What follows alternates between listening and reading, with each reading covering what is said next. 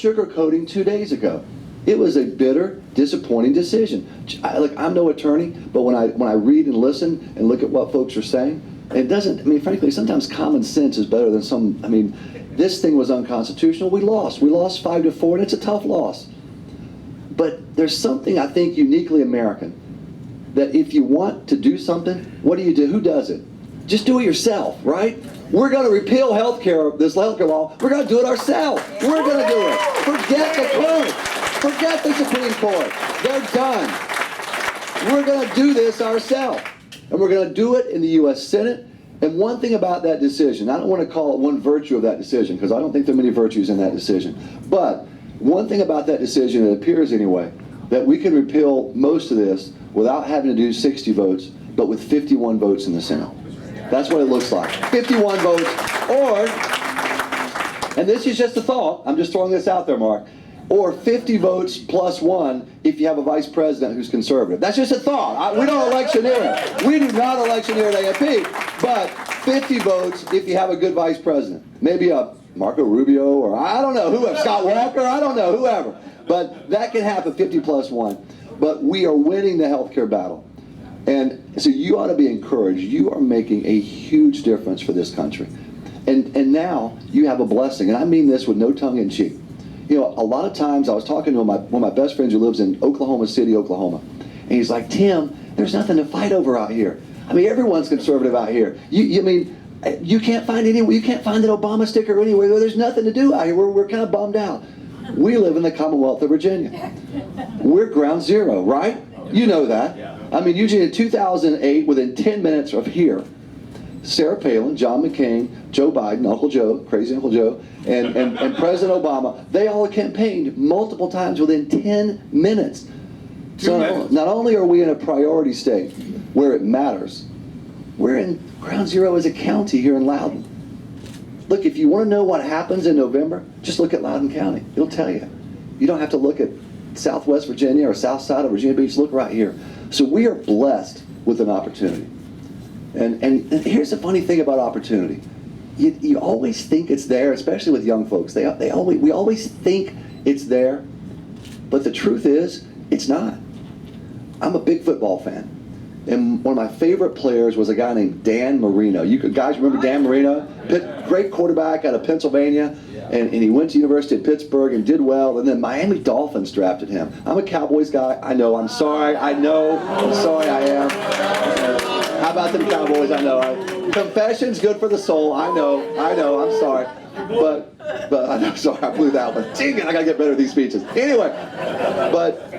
But Dan Marino went to the Miami Dolphins, one of the most acclaimed college quarterbacks in college football history, and he led them to the Super Bowl his rookie season. That just didn't happen in the NFL.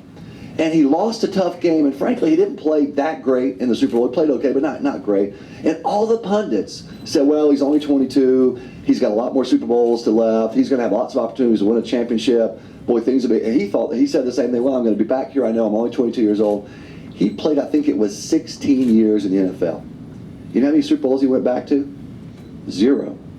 He had one opportunity to win the big one. One.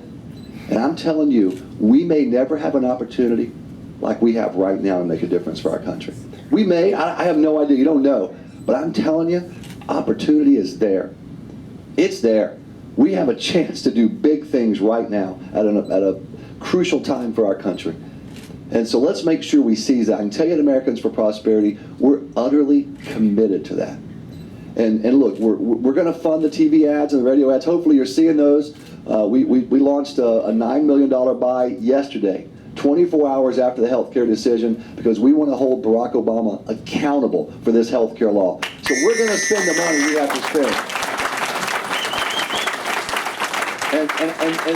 And we're committed to that. We're going to spend the money it takes. We are. And it's hard to raise, and we're out. I mean, I feel like I've got people who literally will cross the street when they see me coming. They know we're raising money.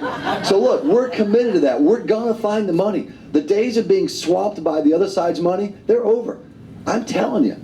We're going to match them or beat them on TV and radio. But candidly, it won't be enough, and you know it. Because in the end, it matters what happens at the doors, what happens on the phones, what happens on social media with you. And so we have a phone effort and a door-to-door effort right here in Loudoun County.